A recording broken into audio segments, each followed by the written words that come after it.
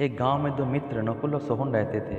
नकुल बहुत धार्मिक था और भगवान को बहुत मानता था, जबकि सोहन बहुत मेहनती था।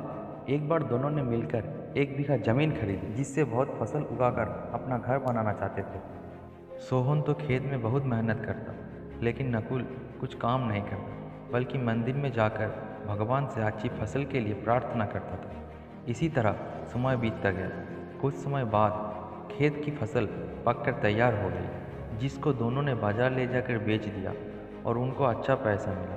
घर आकर सोहन ने नकुल को कहा कि इस धन का ज़्यादा हिस्सा मुझे मिलना चाहिए, क्योंकि मैंने खेत में ज़्यादा मेहनत की है। ये बात सुनकर नकुल ने बोला, नहीं, धन का तुमसे ज़्यादा हिस्सा मुझे मिलना चाहिए, क्योंकि मैंने भगवान से इसकी प्रार्थना की थी, तभी हमको अच्छी फसल हुई है। भगवान के बिना कुछ संभव नहीं है। जब दोनों इस बात को आपस में नहीं सुलझा सके, तो धन के बंटवारे के लिए दोनों गांव के मुखिया के पास पहुंचे।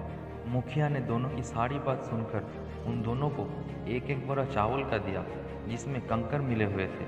मुखिया ने कहा कि कल सुबह तक तुम दोनों को इसमें से चावल और कंकर अलग करके लाने हैं, तब मैं निर्णय करूंगा कि इस धन का ज़्यादा हिस्सा किसको मिलना चाहिए। दोनों चावल की बोरी लेकर अपने घर गए। सोहन ने रात भर जागकर चावल और कंकर का अलग किया, लेकिन नकुल चावल की बोरी को लेकर मंदिर में गया और भगवान से चावल में से कंकर अलग करने की प्रार्थना की। अगले दिन सुबह सोहन जितने चावल और कंकर अलग कर सका, उसको ले जाकर मुखिया के पास गया, जिसे देखकर मुखिया खुश हुआ।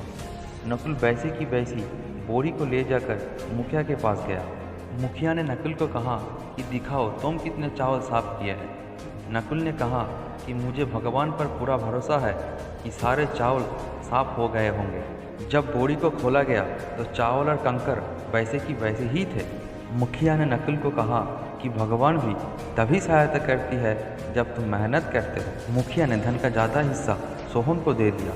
इसके बाद नकुल भी सोहन की तरह खेत में मेहनत करने लगा और अब की बार उसकी फसल पहले से भी अच्छी हुई। इस कहानी से हमें ये सीख मिलती है कि हमें कभी भी भगवान के भरोसे नहीं बैठना चाहिए।